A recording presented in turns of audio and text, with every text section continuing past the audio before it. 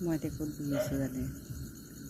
ভিতৰত ইমান গৰম, বাহিৰৰ ঠাণ্ডা বতাহ লৈ বহি আছোঁ। বাহিৰৰ ঠাণ্ডা বতাহটো যে গাটো শীতল কৰি দিয়ে, মনটো ঠাণ্ডা কৰি দিয়ে, গৰম নাইকিয়া কৰি দিয়ে। সেইটো কাৰণে বাহিৰত অকণমান নিজানত বহি আছোঁ। গৰম দিনকেইটা আপোনালোকৰ পিয়ৰ হয়নে? গৰম দিনকেইটা পিয়ৰ হয়, কাৰণ গৰমটো এটা অনুভৱ ল'ব লাগে। গাত গৰম উঠিলেহে আমাৰ স্বাস্থ্যটো ঠিকে থাকে।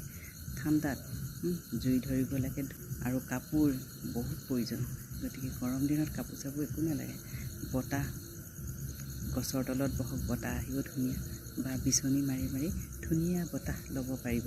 আৰু কাৰেণ্টৰ দ্বাৰা ফেনৰ হাৱা ল'ব পাৰিব, নহয় জানো? ভাল আনন্দ।